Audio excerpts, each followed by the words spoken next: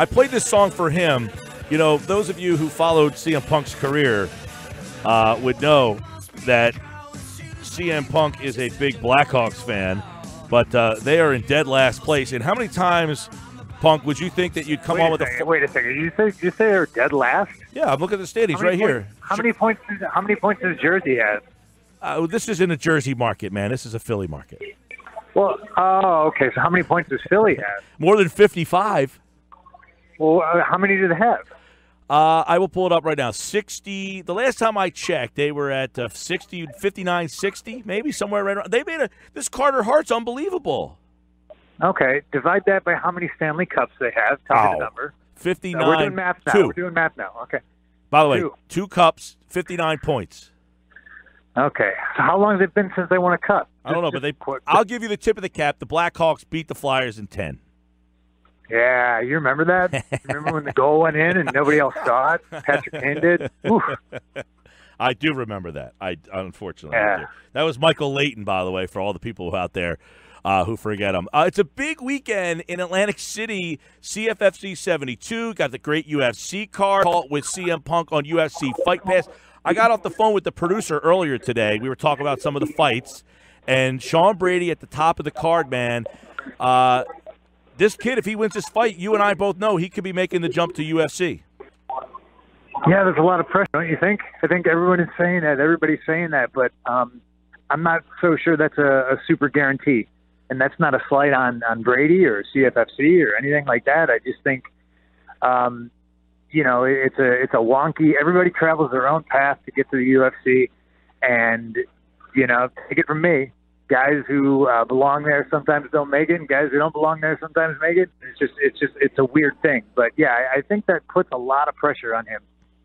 Yeah, I was wondering, to ask you about that, in terms of having that pressure going in. You knew when you were fighting the first time at the UFC level that all eyes were on you, knowing that pressure.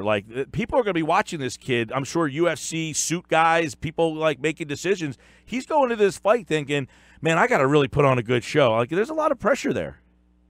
Yeah, and I think the pressure specifically for Sean this time out is he doesn't have to just win. I think he's got to win spectacularly, because he's undefeated and he's tremendous.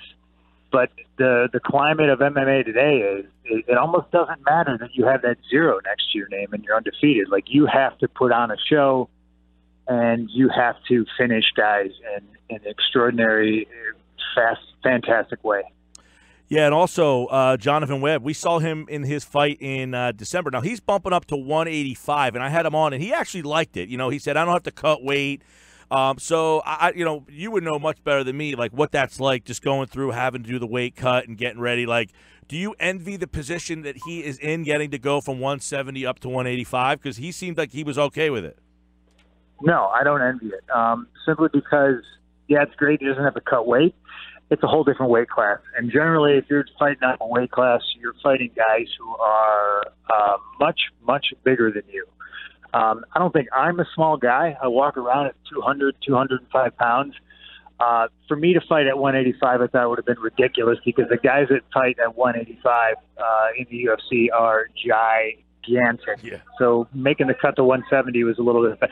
Yeah, and this Webb Dawkins fight is probably the fight I'm looking most forward to, just because of all the variables, just because of the short notice factor. Jonathan not cutting weight, him moving up a weight class. I just think that's got a ton of storylines in it, and that's the one I'm most excited about. Now, the guy asked me today, he said, hey, you're going to talk about the main event, the top of the card, the co-main event, and then if there's one other fight that you guys want to talk about, that's fine. And I said, knowing Punk, that you would probably, and I don't know this, we haven't talked about this, but my guess is that you are interested in Paul Capaldo's second fight.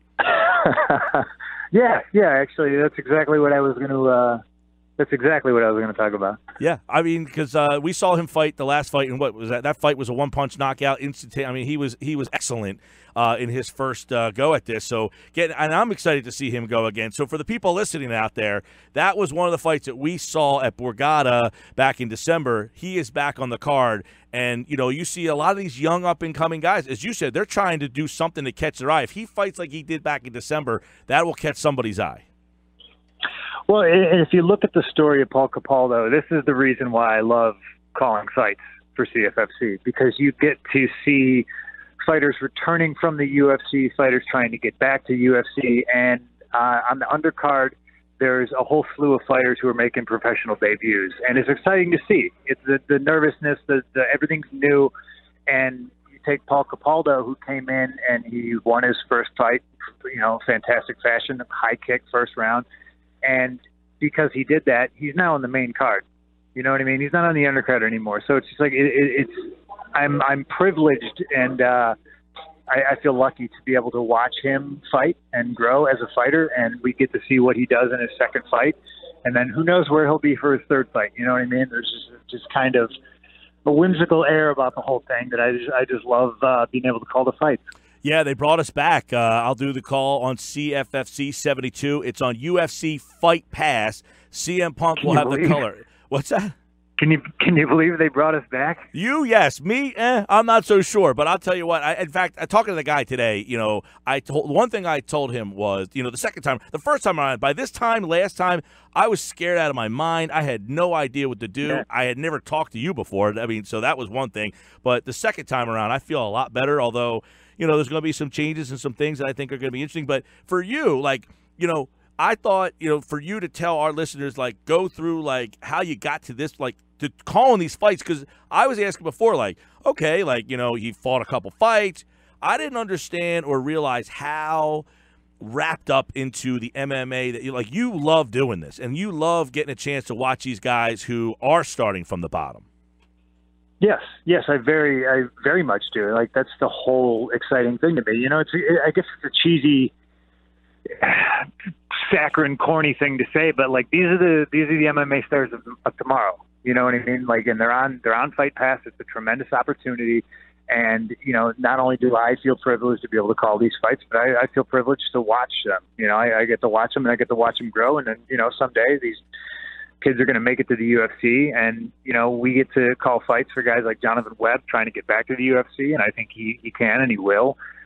Sean Brady, obviously, it's the first thing you mentioned to me. He wins this fight, he could punch his ticket to the UFC. So I feel the responsibility to call these fights to the best of my ability and not let any of these guys down, and I'm happy and privileged to do it. Now, is this something that you envisioned yourself doing? Was it something that you were like, what, someday I would like to do some, analyzing of these fights, because obviously in your previous life, you were very good on the microphone. I mean, you were a fantastic, sticksman. You were great on cutting promos, which is what a lot of people, recognize you from. But is this something that you saw, hey, at the end of the line, when maybe physically, I'm declining a little bit because I'm getting old like me, I can't do some of the same things I'm doing, that this would be what I want to do next? I can't say that I ever planned it that way. It's just been a fortunate thing. I've gotten to do a lot of cool things in my life, and it just, like most of the cool, spectacular things, they just kind of fall in my lap, and I'd be a fool to say no to any opportunity.